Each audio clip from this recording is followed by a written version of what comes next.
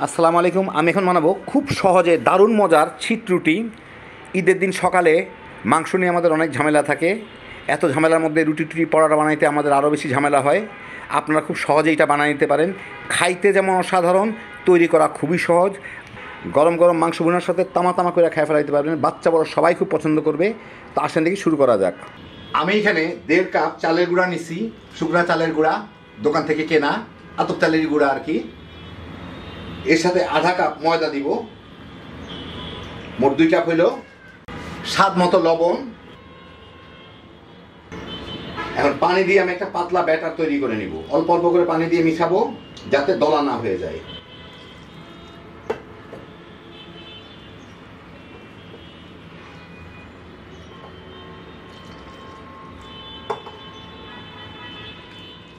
মোটামুটি ভালোই পাতলা একটা ব্যাটার বানিয়ে নিলাম।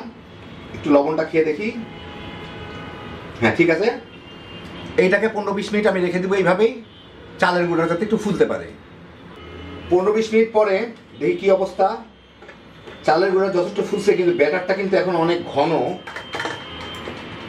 অনেক ঘন। এটাকে আমার একদম পাতলা করে নিতে হবে। এটা কিন্তু ব্যাটারটা কিন্তু যথেষ্ট পরিমাণ পাতলা হয়। আমি পানি মিশাই পাতলা করতে যে আপনার ছাড়ার সময় বুঝবেন যে কতটুকু পাতলা। এটা প্রায় পানি পানি টাইপেরই হয় এটা আর কি। আর একটু পাতলা হবে, একদমই প্রায় পাতলা। আমি যে চামচটা ডুবাই দেখেন প্রায় স্পষ্ট চামচটা দেখা যাচ্ছে। তো দাগ টানলেও খুব একটা ঘন করে জমে নাই। গুঁড়া গুঁড়া চালের গুঁড়া দেখতে পাচ্ছেন। যাই হোক, এখন আমি এটা করব।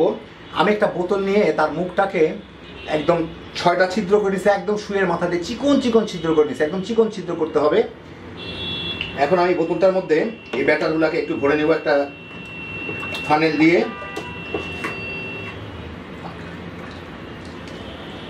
পুরোটা ভরবো না, 4 ভাগের 3 ভাগ ভরবো, 3/4 ভরবো।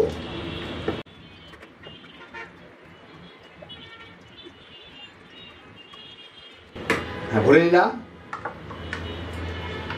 মুখটা লাগায় একটু খালি রাখতে হবে আমার এখানে, কারণ এটা যাতে আমি ঝাঁকাইতে পারি। আমি যখন এটা দিয়ে ভাজবো তখন আমার একটু ঝাঁকাই নিতে হবে, নাহলে তলের দিকে চলে যাবে গুঁড়াগুলা। যাই হোক, ভরে নিলাম। এখন আপনাদের আমি ভেজে দেখাচ্ছি। আমি চুলা একটা ফ্রাই প্যান গরম করে মাঝারি আঁচের থেকে একটু বেশিতে গরম করছি। এইটাকে একটু ঝাঁকায় মুখটা চেপে এখন এর মধ্যে দিয়ে ভেজে নিব এইভাবে। আমি ঠিক যেইভাবে দিচ্ছি সেইভাবে ঘুরায় ঘুরায় ছিটায় ছিটায় দিবেন। মানে বোতলটা চাপ দিলেই ভিতর থেকে বাইরে হতে থাকবে। ভালো মতো ঘুরায় ঘুরায় দিবেন, এক জায়গায় যাতে বেশি পড়ে না যায়। চতুর্দিকে এইভাবে ছড়াই দিলেই হবে। 2-1 বার প্র্যাকটিস করলেই পেরে যাবেন। এই আমারটাও প্রথমে খারাপ হবে, পরেরগুলো কিন্তু এর থেকে অনেক ভালো হবে। তো এইভাবে একটু ছিটায় দেওয়ার চেষ্টা করবেন, একটু লম্বালম্বিভাবে, তাইলেই আপনার হয়ে যাবে। বুঝে যাবেন। আপনারা কয়েকটা রুটি বানায় আমি দেখাচ্ছি, তাইলেই বুঝে যাবেন কীভাবে কী করতে হবে। আমি ফ্রাই প্যানে বানাচ্ছি, আপনারা ইচ্ছা করলে তাওয়া কিংবা কড়াইয়ের মধ্যেও বানিয়ে নিতে পারেন। এটা ফ্রাই প্যানে বানাতে হবে এমন কোনো কথা নেই, যে কোনো পাত্রে এটা হবে। ফ্রাই প্যানে কোনো তেল কিছু দেওয়ার দরকার নেই। শুকনার মধ্যে এটা উঠে যাবে, যখন হবে তখন এমনি উঠে যাবে। ব্যাটারটাকে যথেষ্ট পাতলা করে নেবেন। যদি পাতলা করেন তাহলে অসুবিধা নাই, কিন্তু যদি একটু ঘন হয় তাহলে কিন্তু এটা অনেকটা ভাতের মতো লাগবে। যদি বুঝেন যে ব্যাটারটা একটু ঘন হয়ে গেছে, পানি দিয়ে পাতলা করে নেবেন, কোনো অসুবিধা নাই।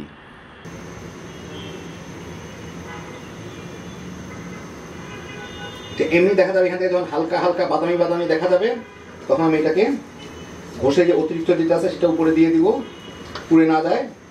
এখন এইটাকে ধরে আস্তে করে এইভাবে মুড়াই দিলেই হয়ে যাবে একটা।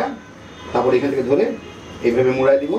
এই হয়ে গেল আমার ছিট রুটি। একটা জালি জালি টাইপের একটা কোনো কিছুর মধ্যে উঠাই নিব, যাতে বাষ্পটা, নিচের বাষ্পটা এর মধ্যে চলে যেতে পারে। অতিরিক্ত গুঁড়াগুলা উঠায় নেই। এরকম করে আমি পরেরটাও ভেজে নিব। খুব সোজা এটা ভাজা, খালি এটা একটু ঢাকায় মিলাই নিতে হবে। নিয়ে বাস তারপর দিয়ে দিয়ে দেবো।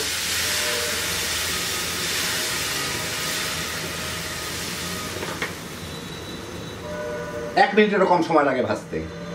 একটু পরেই দেখবেন ভিতর থেকে হালকা একটু বাদামি বাদামি দেখা যাচ্ছে। মানে ছিটগুলো যে দিলাম তার মাঝামাঝি দেখবেন যে অল্প অল্প একটু বাদামি বাদামি হয়ে মানে ভাজা ভাজা হচ্ছে, তখনই বুঝবেন এটা হয়ে গেছে।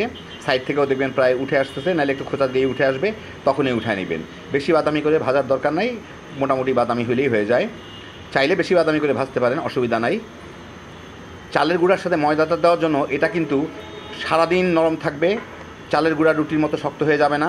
5-7 ঘন্টা কোনো ব্যাপারই না। এটা একদম প্রথম যেরকম নরম ছিল শেষ পর্যন্ত তেমনই নরম থাকবে। আর চালের গুঁড়া আর ময়দা সহ আমি এখানে মোট 2 কাপ নিলাম। 2 কাপে আমার কিন্তু 18টা রুটি হয়েছে। এতে অনেকগুলা রুটি হয়, অল্প একটু ব্যাটারের মধ্যেই অনেকগুলা রুটি হয়। এই দেখেন আরও একটা হয়ে গেল। খুব সোজা তৈরি করা। আর ব্যাটারটা যদি একটু বেশি বানায় ফেলেন তাহলেও কোনো অসুবিধা নাই।